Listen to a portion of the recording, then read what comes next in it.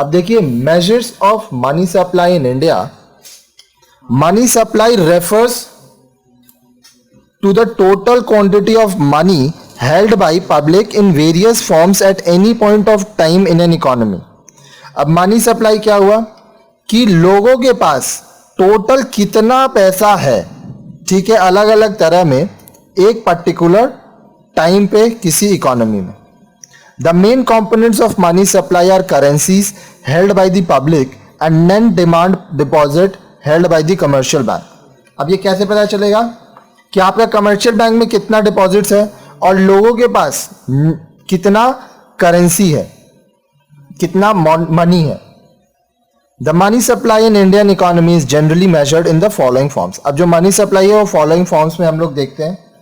सबसे पहला M1 currency, notes and coins with the public and demand deposit plus other deposits held with the reserve bank of India. तो आप पहले क्या देखोगे, लोगों के पास कितना करेंसी, नोट्स या कॉइन्स है, उसके साथ जोड़ोगे डिमांड डिपॉजिट, उसके साथ जोड़ोगे कि रिजर्व बैंक ऑफ इंडिया के पास कितना है. दूसरा M2, M1 ये सारा के साथ पोस्ट ऑफिस में कितना पैसा है, post office saving deposits. M3 M1 plus time deposit of all commercial bank and cooperative banks excluding inter bank time deposit. M1 मतलब ये सारा, इसके साथ आप जोड़ोगे टाइम डिपॉजिट कमर्शियल बैंक में कितना है और कोऑपरेटिव बैंक में. इसमें इंटर बैंक टाइम डिपॉजिट को हम लोग नहीं लेंगे. M4 में M3 मतलब M1 भी रहेगा और M3 ये सब भी रहेगा.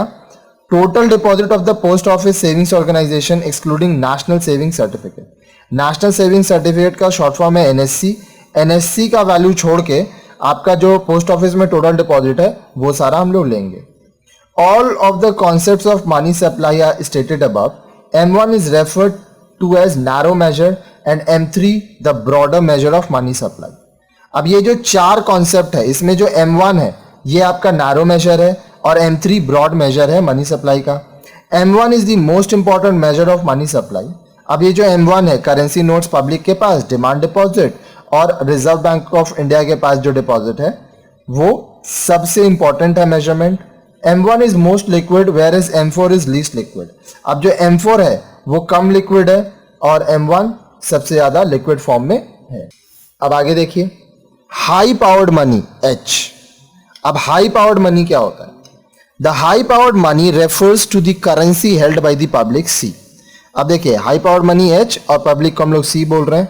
The cash reserve ratio of bank R and other deposits of RBI. ठीक है, तो हाई पावर्ड मनी क्या हुआ, लोगों के पास कितना करेंसी है, कैश रिजर्व बैंक के पास कितना है और आरबीआई के पास कितना डिपॉजिट है.